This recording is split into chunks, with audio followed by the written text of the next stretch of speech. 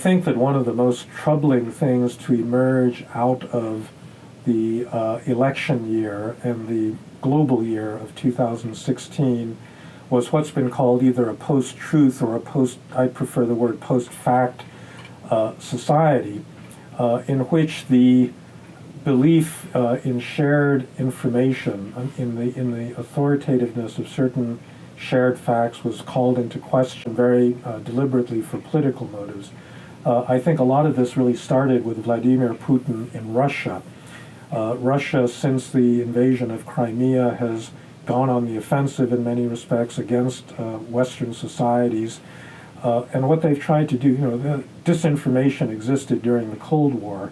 This is not a new phenomenon, but the means by which it has been put forward and used and the purposes are different. So Russia doesn't particularly want people to love it as a country, but they do want to weaken their enemies or their perceived enemies, and to weaken through undermining the credibility of existing leaders that are, for example, voting for sanctions against Russia. And so we've seen this repeated pattern in which social media is used to intervene in a number of important electoral contests. So one of them was Brexit, the vote to leave the European Union in Britain. One was a Scottish referendum. Another was a referendum in Denmark about admission of Ukraine to the European Union. And then finally, as the American intelligence community has concluded, an intervention in the American presidential election in which Russian hackers got access to information that they thought would be damaging to the Clinton campaign, and then released it in the course of the election campaign. Possibly actually change important election outcomes in democratic countries. What we've seen actually in international politics also has a counterpart in American politics, in which the basic, certain basic facts have been thrown into question, and the questioning of facts is related to a more general attack on institutions. So you take something like the unemployment rate. It used to be that most political opponents, presidential candidates running against each other, would not disagree about what the existing rate of employment was. They talk about why it was, either too high or too low. Well, not too low, but why it was too high. Things like that. But they wouldn't disagree that the headline rate was whatever the Bureau of Labor Statistics said. Why do we believe that, or in the past, why did we believe that a certain percentage unemployment was correct? Well, there is this organization, a U.S. government agency called the Bureau of Labor Statistics, that puts out employment figures.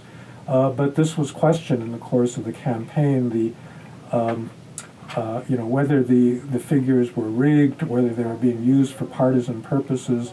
All of that was thrown into question, as were other assertions by other government agencies. Was the Federal Reserve acting as a partisan organization trying to tilt the election one way or another? And of course, the mainstream media, which I would say without question is biased. I mean, I don't think that anyone, including many in the media themselves, would say that they are somehow completely politically neutral.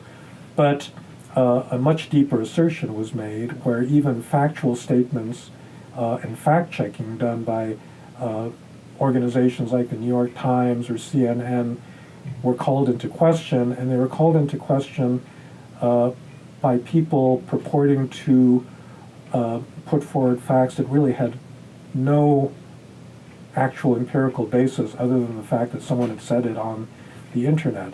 And this is a very important development. When the internet got its start in the 1990s, people thought that it would be very good for democracy.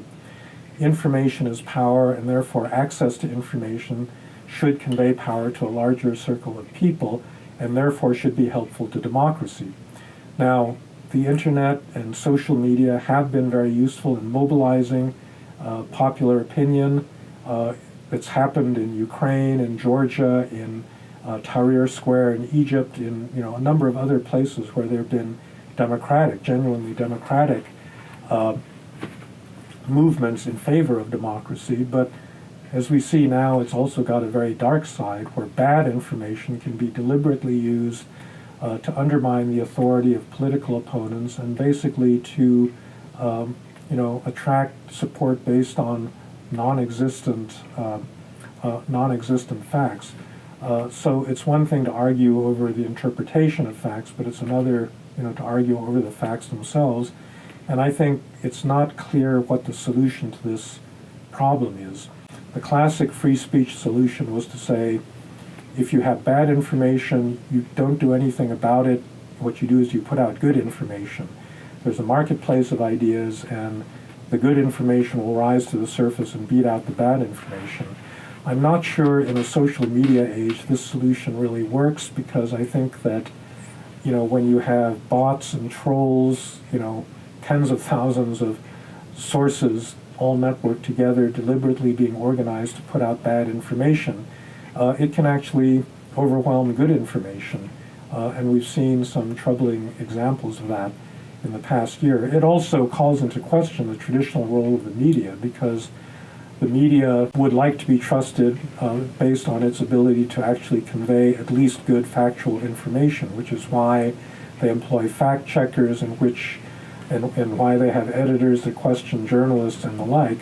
So this is an issue that I think people concerned about the quality of democracy in international relations, and also I think in national deliberation about important issues, are going to need to pay very close attention to.